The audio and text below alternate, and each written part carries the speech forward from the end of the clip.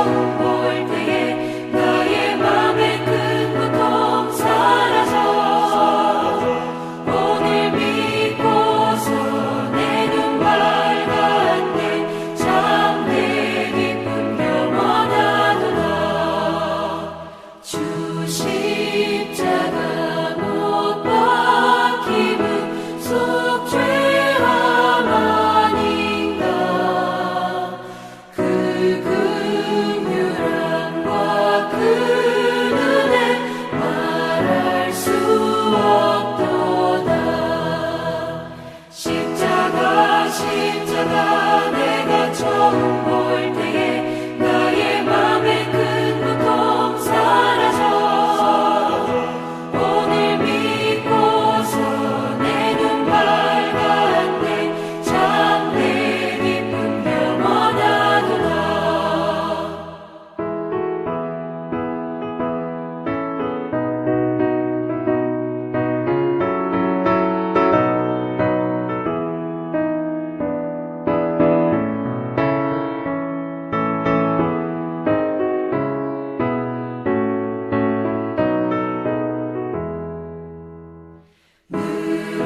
울어도 그 큰 은혜 다 갚을 수 없네 나 주님께 몸 바쳐서 주의 일 힘쓰리 십자가 내가 처음 볼 때에 나의 맘의 큰 고통 사라져 오늘 믿고서 내 눈 밝았네 참 내 기쁨 영원하도다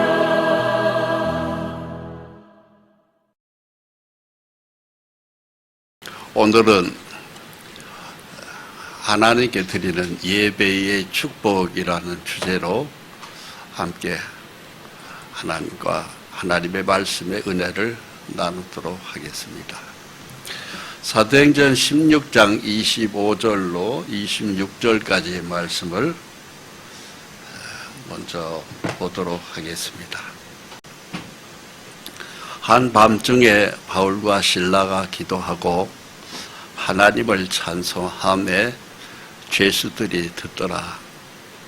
이에 갑자기 큰 지진이 나서 옥토가 움직이고 문이 곧 다 열리며 모든 사람이 메인 것이 다 벗어진지라.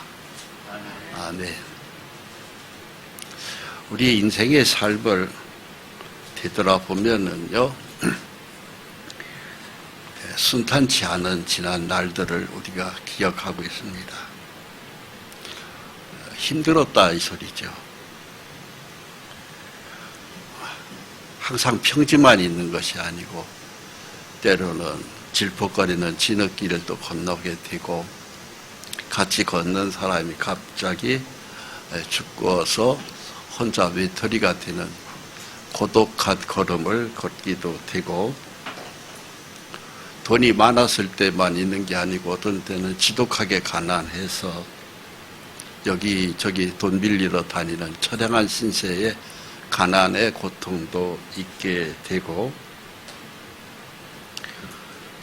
건강할 때가 있었던 삶이 있었던 반면에 생각지도 못했던 큰 중한 병에 걸려서 그 병마의 시달림 속에서 있게도 되고 어떤 경우에는 도덕적으로 세상에서 범죄에 빠져가지고 쇠고랑을 차고 이 사회에서 격리된 감옥이라는 곳에서 캄캄한 세월을 보낼 수가 있습니다. 가지가지의 우리의 삶이 참으로 다양한데 그 모든 아픔의 고통의 사연들은 거기에 마귀가 묶었다고 하는 것을 항상 우리가 염두해 주시기 바랍니다. 마귀는 우리를 묶었고 하나님은 우리를 풀어줍니다. 마귀가 우리를 묶어요. 그리고 하나님은 풀어줘요. 근데 언제 하나님 앞에 하나님이 풀어주느냐? 하나님 앞에 예배 드릴 때 풀어져요. 예배가 그렇게 중요합니다. 여기 그림의 모습은 바울과 실라가 빌립보 감옥에 갇혔을 때에 감옥 안에서 하나님 앞에 기도했고 찬송했다. 그것을 그린 어느 화가의 그림입니다. 감옥에서도 예배를 드렸다는 거예요. 예배의 기본이 바로 뭐냐면은 찬송과 기도입니다.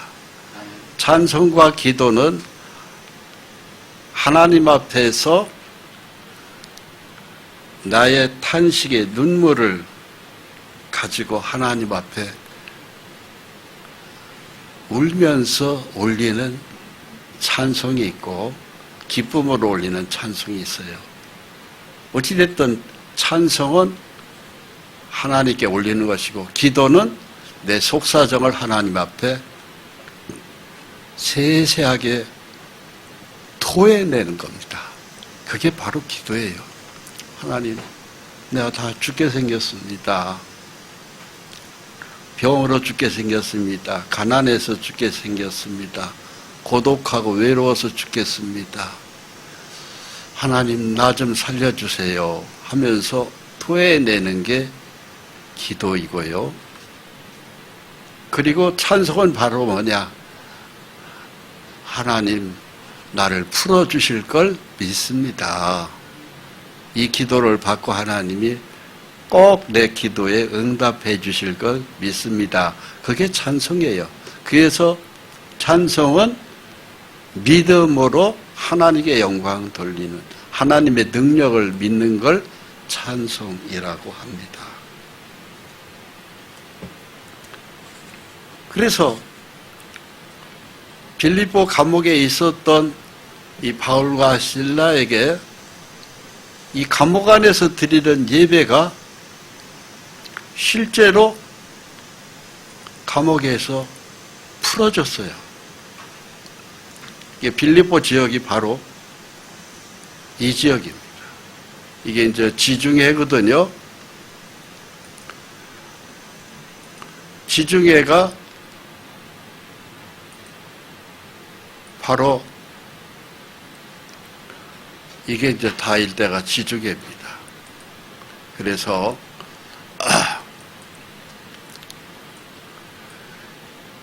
이 지중해의 빌립보 지역에 옛날에 그 도시에 남은 건물들이 기둥 같은 것들이 아직도 있는 것입니다. 그래서 이 한밤중에 바울과 실라가 기도하고 하나님을 찬송하며 이게 바로 뭐냐면 예배드렸다 이 소리예요. 갑자기 큰 지진이 나서 옥토가 움직이고 문이 곧 다 열리며 예배를 드리니까 묶어놨던 그 감옥의 문이 다 열려버리더라 이거예요. 그래서 모든 사람의 세 줄로 묶었던 그 메인 것들이 다 벗어졌다 이 소리입니다. 예배가 이렇게 중요해요. 우리의 묶은 것을 마귀가 우리를 꼼짝 못하게 묶은 걸 하나님의 능력으로 우리 예배를 받으시고 묶은 세 줄을 하나님이 다 풀어버리는 거예요. 예배가 이런 능력이 있어요. 그리고 답답해서 앞으로 어떻게 살아야 될지 모르는 캄캄한 답답함이 우리 사람 속에 다 있어요. 그걸 확 하나님이 열어주는 거예요. 그게 예배입니다. 하나님이 그 예배를 기도와 찬송을 받으시고 내 답답한 것을 확 열어주는 거예요. 그리고 나를 묶었던 것을 다 벗겨주는 겁니다. 시원하게 움직일 수 있도록 살만난 세상으로 살 수 있도록 열어주는 거예요. 그게 예배의 축복입니다. 예배해야 돼요? 안 해야 돼요? 그런데 하나요? 안 하나요? 했어요? 안 했어요? 안 했죠? 예배를 안 드리니까 하나님도 너는 나를 믿지 않는구나. 더 좀 묶여 있어야 되겠다. 더 힘들어야 되겠다. 더 좀 가난의 맛을 봐야 되겠다. 고통의 쓴맛을 더 너한테는 필요하구나. 그래서 하나님이 풀어주는 걸 늦추는 거예요. 그래서 예배를 빼먹는 사람은요, 어리석은 사람이에요. 자, 보세요.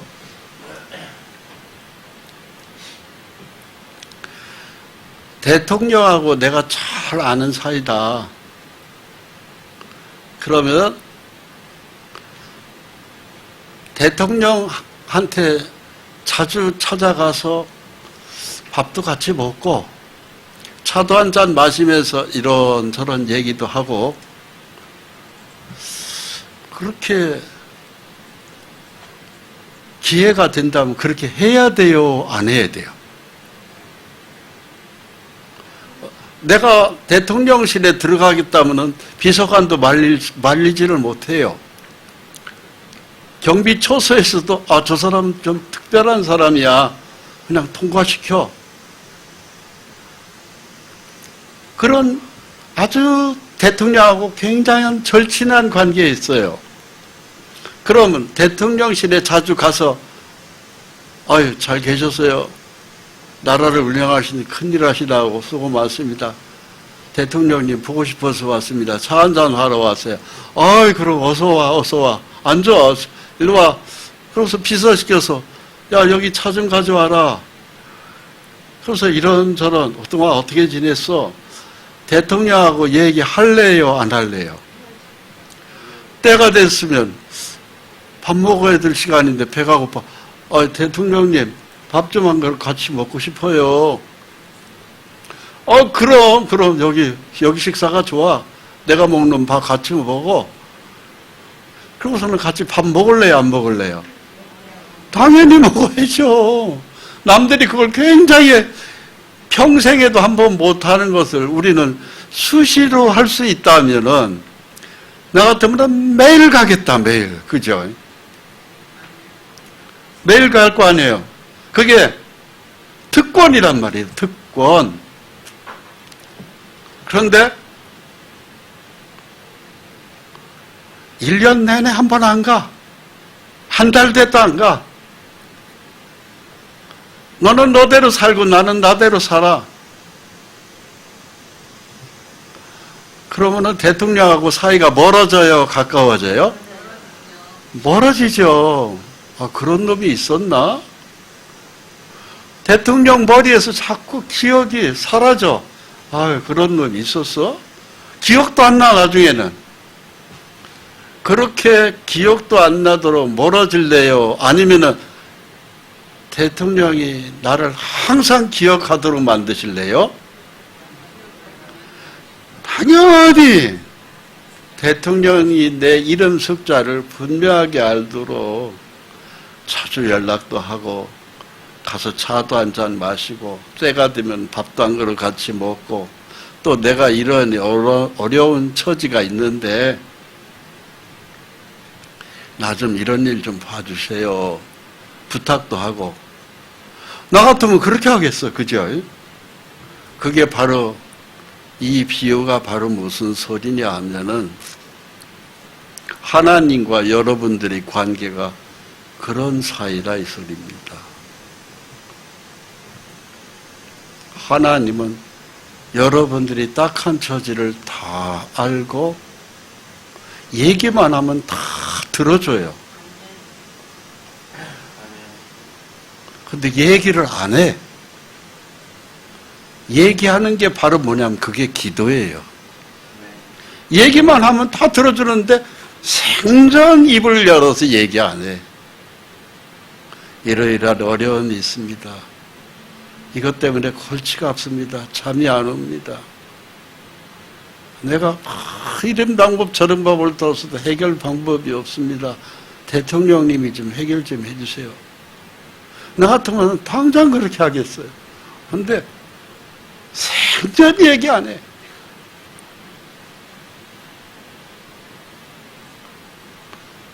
그 대통령은 그놈이 지금 어떻게 사나 굉장히 궁금해해. 근데 생전 얘기를 안 해. 생전 기도 안 한다 이 소리예요. 하나님 앞에 기도 안 한다. 또 기도만 안 할 뿐이 아니에요. 찬송도 안 해요. 하나님의 능력과 힘을 과소평가하는 거예요. 우습게 여기는 거예요. 무시하는 거예요.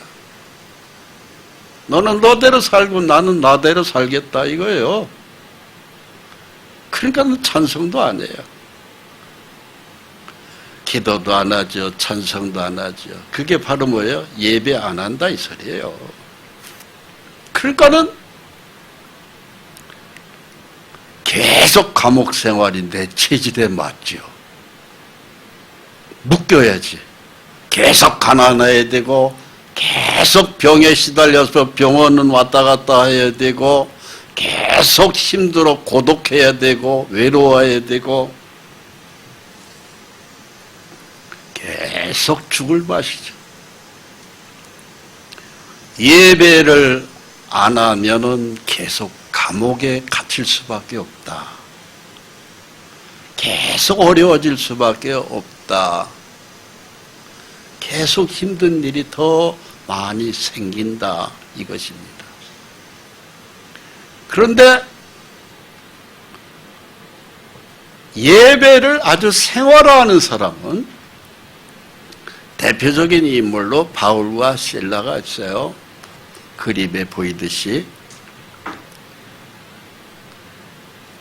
감옥에 들어가기 전이나 감옥에 있을 때나 부할 때나 가난할 때나 항상 예배했어요. 이 사람들은, 이분들은 항상 예배해요. 묶여 있어도 예배, 풀어져서도 예배해요. 기도하고 찬송하고 기도하고 찬송하고 삶이 예배가 전부야. 그랬던 그 사람들이 묶인 것이 다 풀어지더라. 막혔던 길이 다 열리더라. 부럽죠? 거기에 오늘 말씀의 핵심이 바로 뭐냐면 예배입니다. 예배. 그래서 빌립보 교회에서 빌립보 감옥에서 나온 바울은 그 빌립보라는 도시에 옛날 건물이 이렇게 남아 있습니다.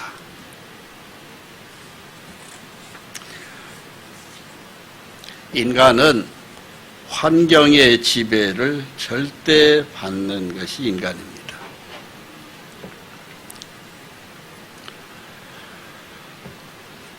굉장히 강한 것 같고 내가 똑똑한 것 같으지요. 아니요. 인간은요. 마귀가 딱 치고 나면 굉장히 힘들어져요.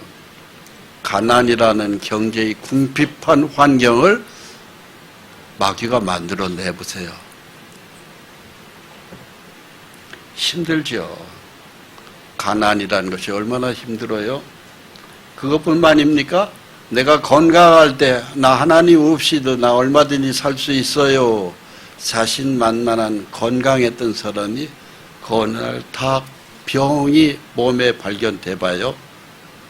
그래 암이라든가 아니면은 뭐 몸에 어디가 안 좋다고 의사가 딱 그러면은요 그 얘기를 듣자마자 얼굴이요 사람이 시큰해져 버려요. 큰일 났네. 또 하나는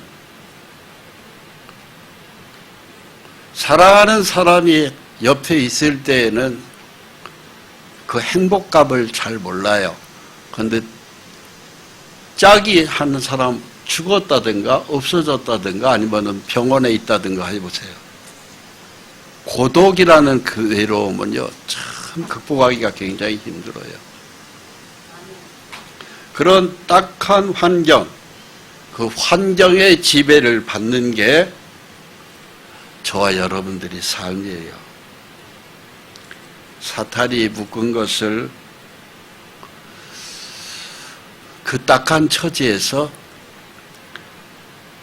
하나님 앞에 기도로 아뢰야 됩니다. 그게 기도예요. 하나님, 내가 이렇게 힘듭니다. 나 좀 살려주세요. 그런 모든 어려움에서 우리를 해결해 주시는 분은 예수님밖에 없습니다. 하나님 한 분밖에 없어요. 경제적 궁핍에서도 주님은 우리를 해결해 주셨어요. 요한복음 6장을 보면은 보리떡 5개와 물고기 2마리로 5,000명을 다 배부르게 먹고 남은 조각이 12바구니였습니다. 저는 이 성경을 그대로 믿습니다. 성경은 거짓이 없어요.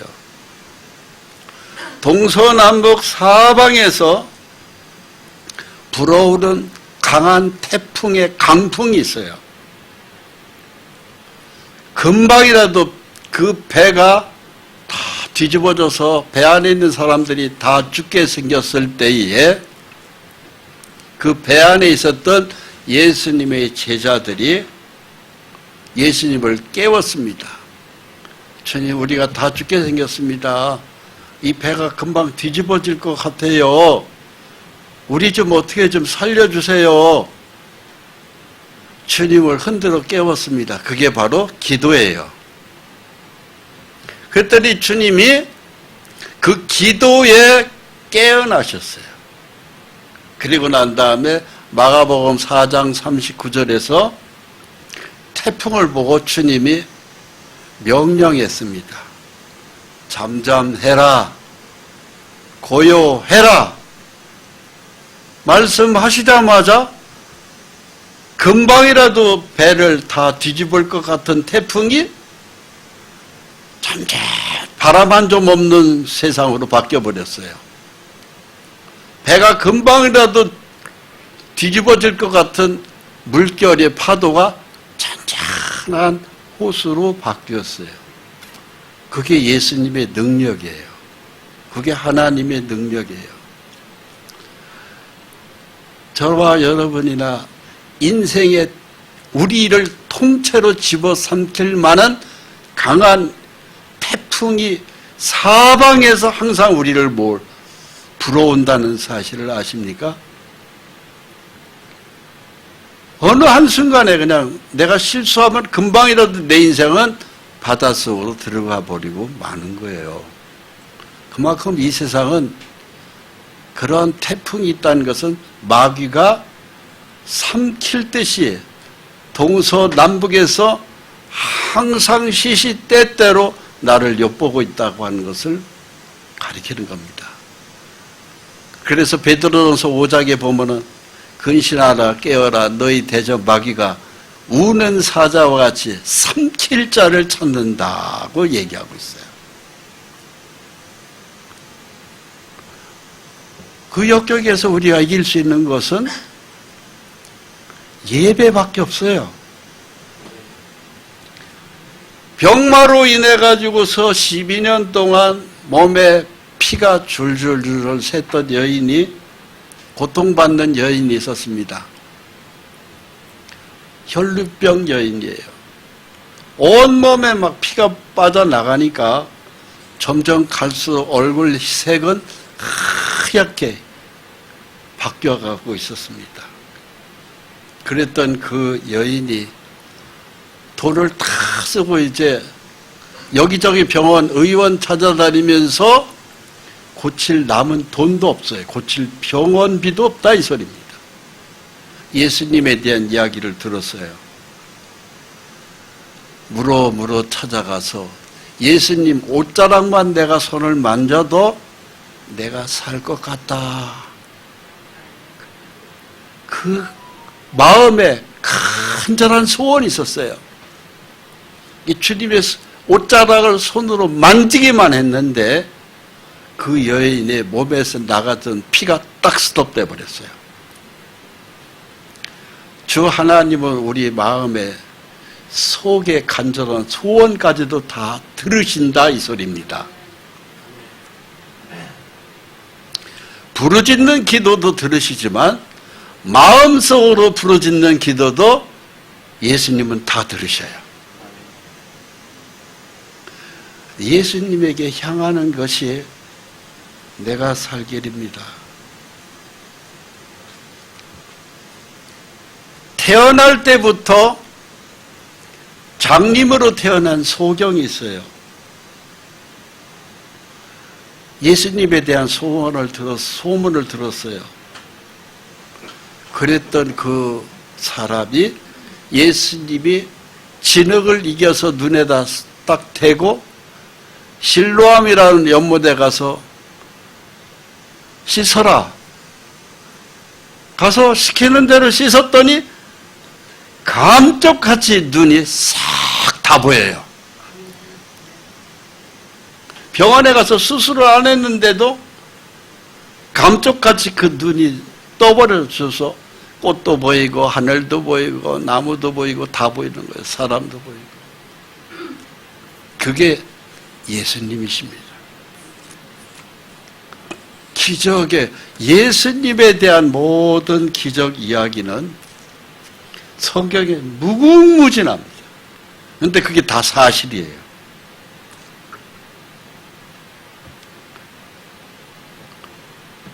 고독과 외로움 속에서 허덕이던 여인이 있었어요. 결혼을 몇 번 했는 줄 아세요? 5번째 결혼을 했고 5번째 남자랑 이혼했어요. 그리고 6번째 남편과 함께 살고 있어요. 그런데 6번째인 남편도 내 마음에 만족이 없어요.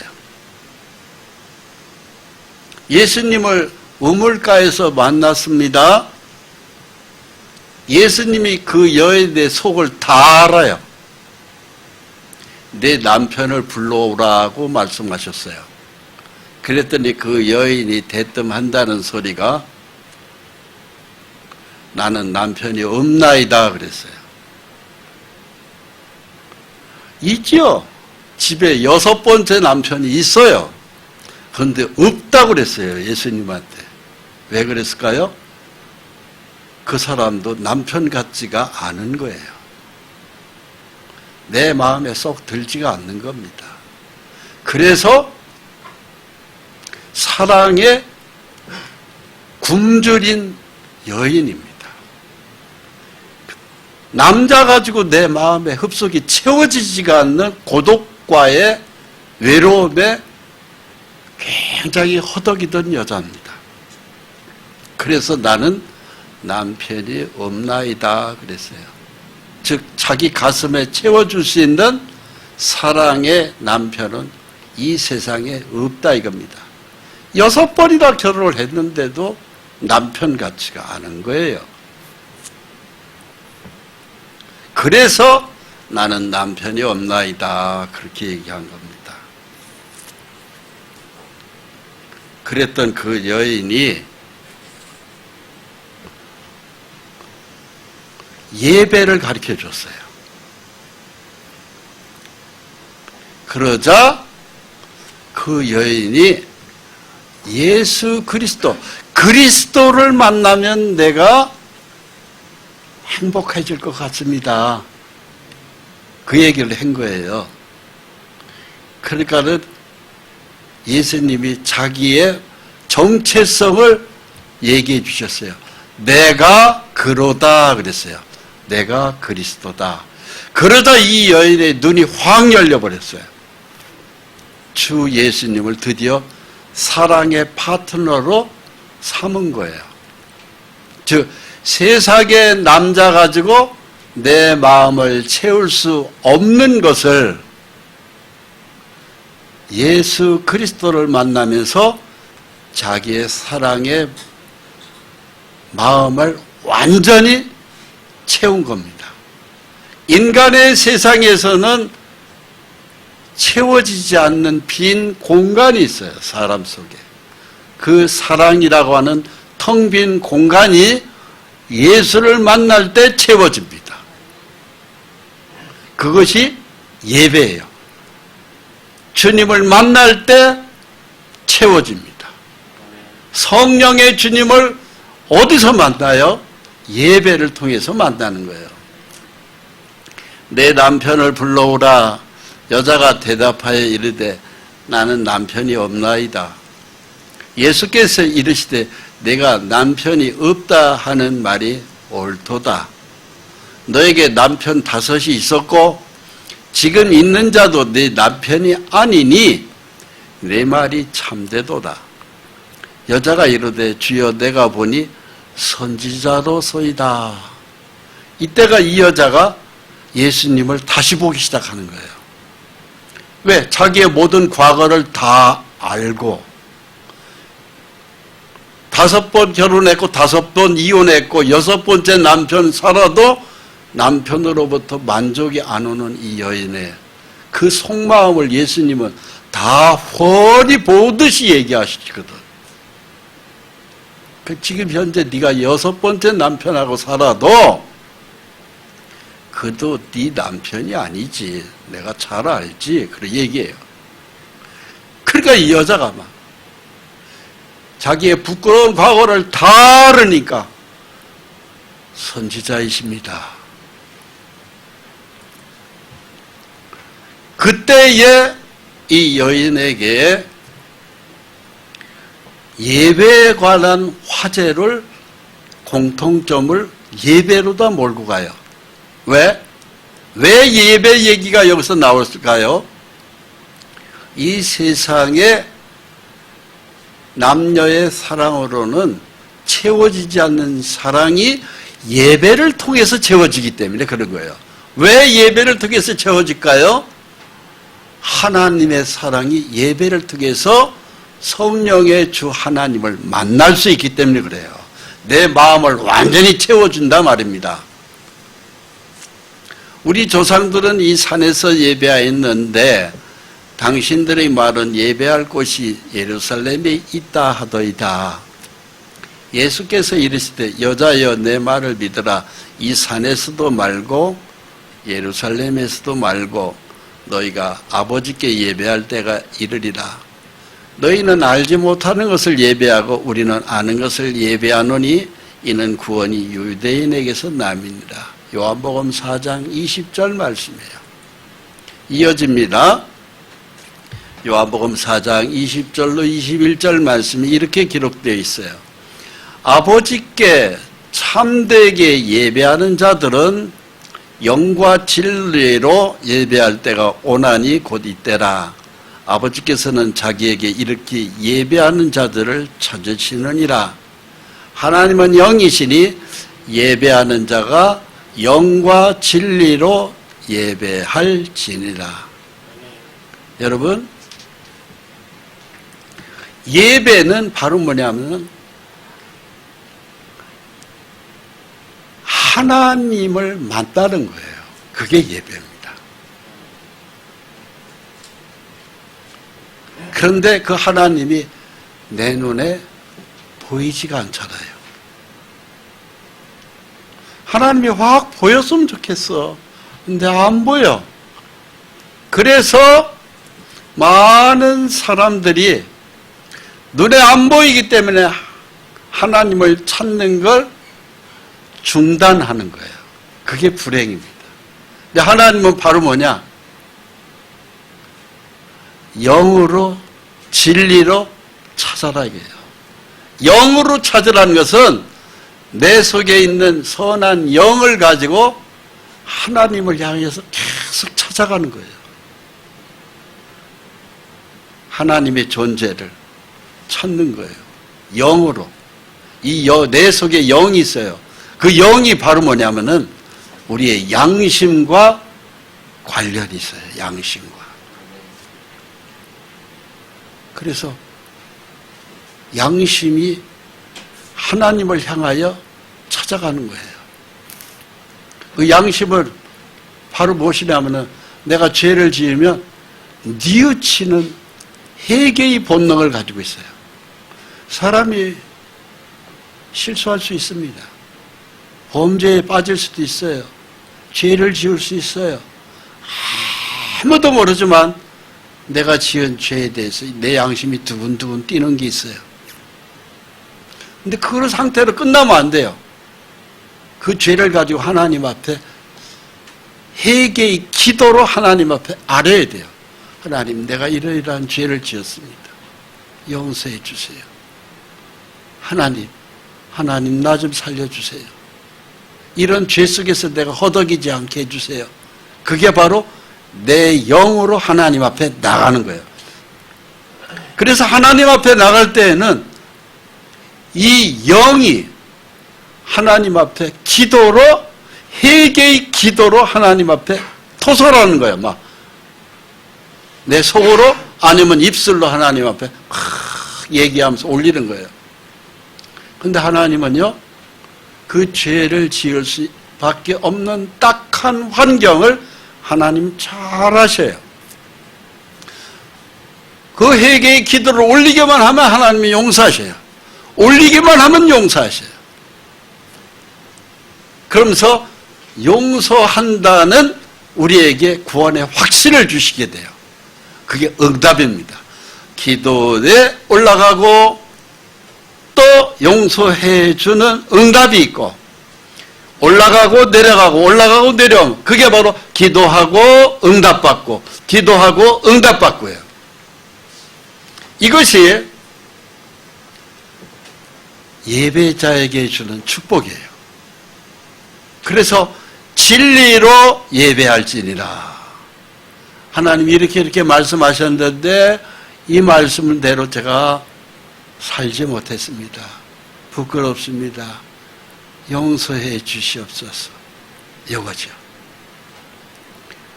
그리고 응답을 받아서 용서했다는 응답이 오면은 자동적으로 찬송이 나오도록 되어 있어요. 그래서 예배 속에는 기도와 응답의 말씀과 찬송이 같이 엉켜서 가는 거예요. 그게 예배의 축복입니다. 여자가 이르되 메시아 곧 그리스도라 하는 이가 오실 줄을 내가 아노니 그가 오시면 모든 것을 우리에게 알려주시리이다. 이 여자가 5번 결혼에 실패했잖아. 6번째 남자랑 살고 있잖아. 아무도 이 사실을 모르는데 예수님은 다 아시거든요.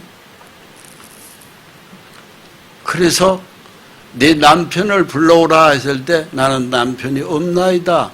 6번째 남편하고 살아도 남편 같지가 않고 본인이 인정도 안 하는 거예요. 메시아 그리스도가 오시면 그리스도를 기다리는 거예요. 즉 이 세상 남편 갖고는 채워지지 않는 것을 하나님 한 분을 보면은, 메시아를 보면은 내가 채워질 것 같다는 기대감 가지고 예배의 주인공이신 메시아, 헬라 말로 메시아, 히브리 말로 메시아, 헬라 말로 그리스도, 우리 말로 구세주. 그분을 만나면 해결될 것 같습니다. 얘기를 한 거예요. 그런데 거기에 예수님이 답을 주시죠. 예수께서 이르시되 내게 말하는 내가 그라 하시니라. 즉 내가 바로 메시아다, 내가 구세주다, 내가 그리스도다 얘기한 거예요. 그러면서 예수님의 확실한 존재를 얘기해 준 거죠. 그랬더니 이 여인이 사랑의 굉장한 곤고함, 갈급함, 인간이 세상에서 채워줄 수 없는 그 사랑의 빈 공간이 예수님 만나면서 완전히 채워졌죠. 그리고 난 다음에 이 여인이 동네로 뛰어들어가서 내가 그리스도를 만났다. 여러 사람들한테 막 외쳐댄 거예요.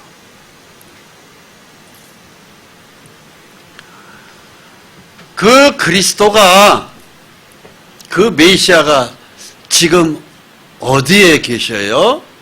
어디에? 그 십자가의 메시아, 우리를 죄를 위해서 피 흘려 죽으신 예수 그리스도, 그분이 지금은 어디 계셔요? 성령으로 교회의 위에 좌정하고 계셔요. 교회의 머리는 성령님이십니다. 2000년 전에 우리 죄 때문에 피 흘려 죽으신 예수님, 그 다음에 오신 분이 바로 뭐냐면은 예수의 이름으로 오신 성령님이에요. 그 성령님은 교회의 머리에 좌정하고 계신 거예요. 에베소 4장 15절로 16절 말씀이에요. 오직 사랑 안에서 참된 것을 하여 범사에 그에게까지 자랄지라. 그는 머리니 곧 그리스도라. 그래서 교회를 우리가 주일날 오는 이유가 바로 뭐예요? 목사 얼굴 보러 오나요? 장로 얼굴 보러 오나요? 누구를 보러 오죠? 예수님, 그리스도, 성령님을 만나러 오는 거예요. 성부, 성자, 성령의 하나이신 성령의 주 하나님을 만나러 오는 거예요. 즉, 그 사마리아 5번, 6번 결혼에 실패했던 그 고독한 여인이 자기의 그 곤고한 마음을 채우려고 하나님을 만나러 교회 오는 거예요. 그것이 주일 예배입니다. 그에게서 온몸이 각마대를 통하여 도움을 받음으로 연결되고 결합되어 각 지체의 분량대로 역사하여 그 몸을 자라게 하며 사랑 안에서 스스로 세우느니라. 내 믿음이 서지는 거예요. 보이지 않던 하나님이 내 속에 믿음으로 자리를 잡는 거예요. 그게 주일 예배이고 또 3일 예배, 금요 예배, 새벽 예배 이런 것들이 예배가 그렇게 중요합니다. 그래서 이 예배를 통하여 하나님 우리에게 주는 게 있어요. 축복이 있습니다. 바로 뭔지 아세요? 그 신령한 예배를 통하여 각 사람에게 빛으로 들어오시는 거예요. 그래서 요한복음 1장 9절에 13절까지 내용의 말씀을 보면 아주 중요한 말씀이 있어요. 예배의 축복이 기록되어 있어요. 참빛 곧 세상에 와서 각 사람에게 비추는 빛이 있었나니 라고 되어 있어요. 이 빛이 들어오기 전에는 우리 심령은 캄캄한 어둠입니다. 혼돈입니다. 이럴까 저럴까, 이래야 될까 저래야 될까, 이 길로 가야 될까 저 길로 가야 될까, 이 사람을 만나야 될까 저 사람을 만나야 될까.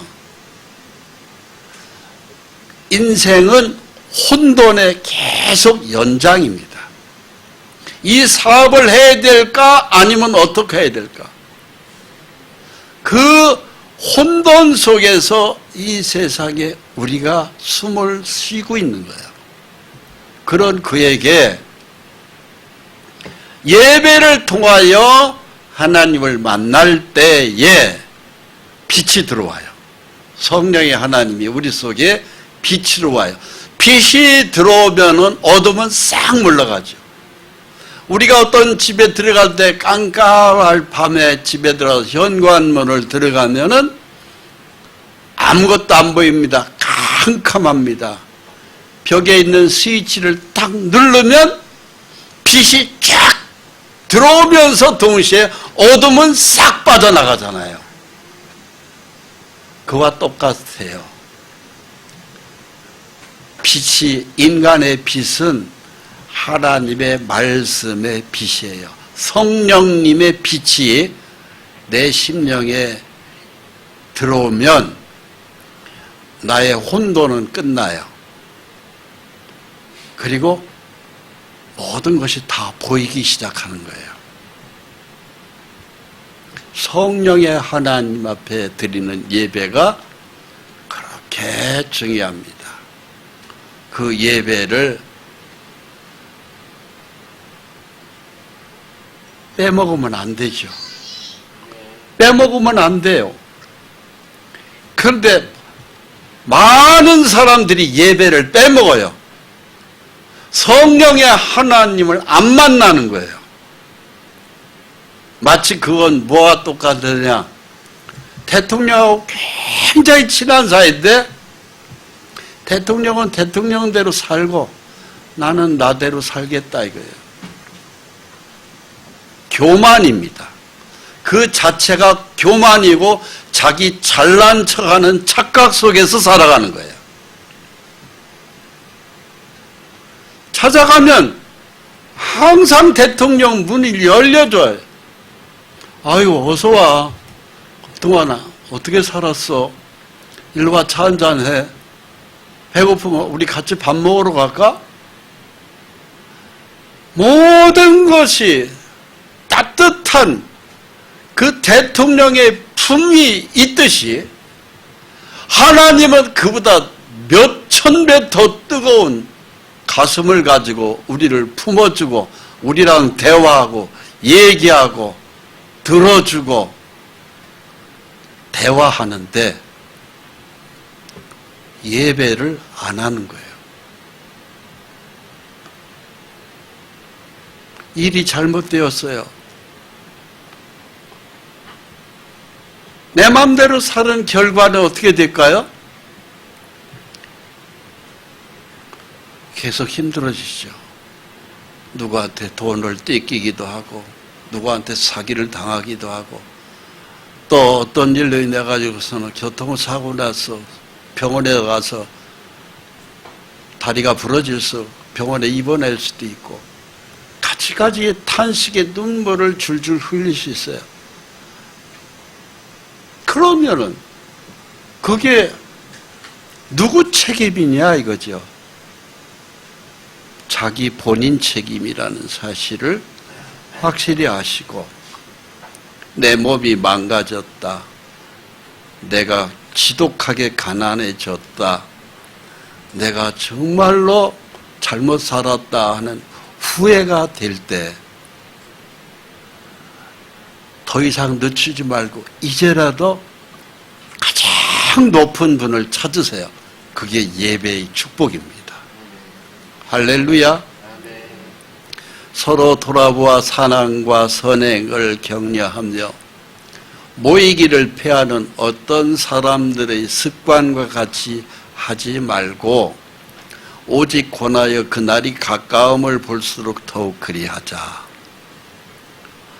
어떤 사람은 예배 자체가 뭔지도 모르는 사람들이 허다합니다. 꼭 교회 가야 돼 뭐. 예수의 피만 믿으면 나 구원을 얻었으니까 예배가 뭐 필요해? 이런 사람들이 있어요. 정말 엉뚱한 사람들이에요. 예배가 얼마나 중요한지 아는 것 자체를 몰라요. 성령의 하나님 자체를 인식 자체를 못하는 거예요. 예수의 피만 믿으면 됐어. 이걸로 끝내는 사람들이에요. 그럼 성령의 하나님이 우리를 돌보는데 성령의 하나님의 그 존재 자체를 모르는 사람들이에요. 굉장히 영적으로 무지하고 무지한 사람들입니다. 그런 사람은 빛의 자녀라고 볼 수가 없어요. 그런 사람들은 천국 간다는 확신 못합니다. 계속 혼돈 속에서 캄캄한 어두움에 헤매고 다니는 거예요. 모이기를 피하는 어떤 사람들의 습관, 바로 무엇입니까? 예배 안 하는 거예요. 찬송 안 하는 거예요. 신앙생활은 혼자 절대로 못합니다. 같이 엉치면서 가는 거예요. 예배하러 갑시다 그럼. 너나 갔다 와. 그건 자기하고 하나님하고 아무 상관이 없다. 이 사람이에요. 그런 사람에 불과한 거예요. 그런 사람이 어떻게 천국을 가겠어요? 못 가요. 그것이 몸의 체질이 되어버렸어요. 습관이 되어버렸다 말입니다. 근데 그렇게 하지 말라고 하나님은 말씀하세요. 예배를 참석해야 된다 말씀하십니다. 할렐루야. 예배를 참석해서 기도와 찬송을 할 때에 옥문이 열리고 나를 묶었던 쇠설이 다 풀어져요. 그것이 사도행전 16장 25절 말씀의 기록이 우리에게 주는 교훈이 바로 그것이에요.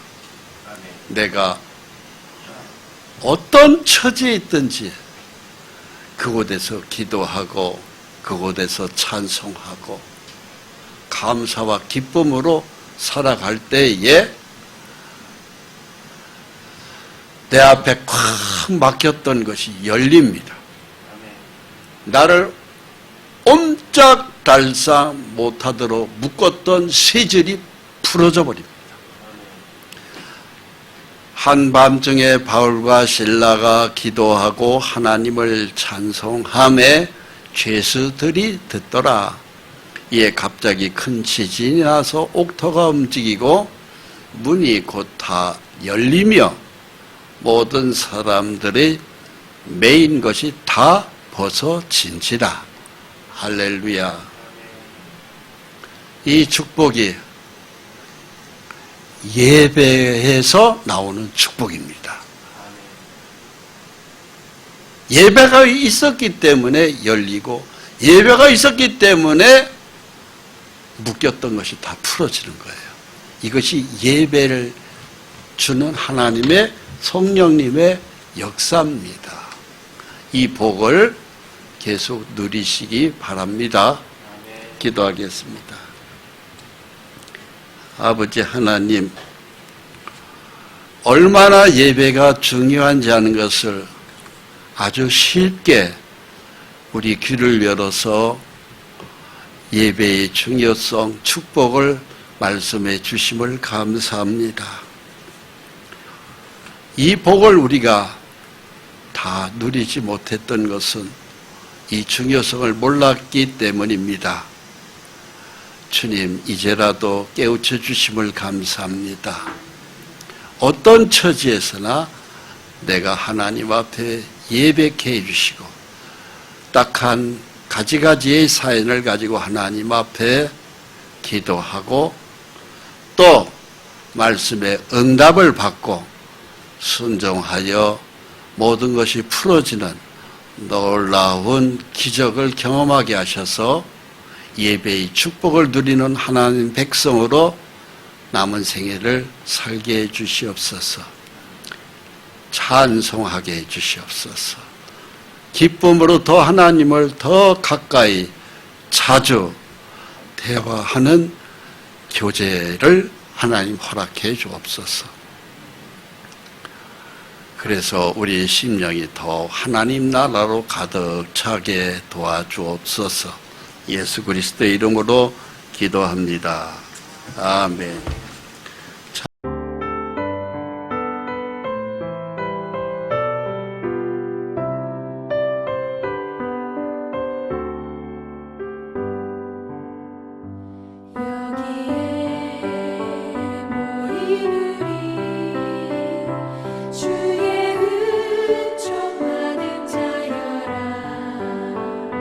주께서 이 자리에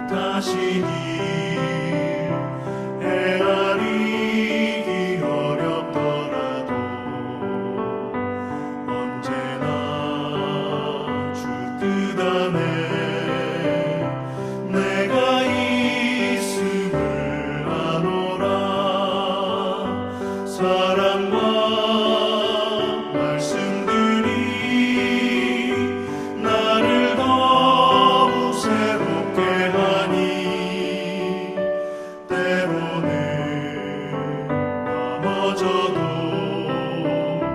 죄 웃은 이름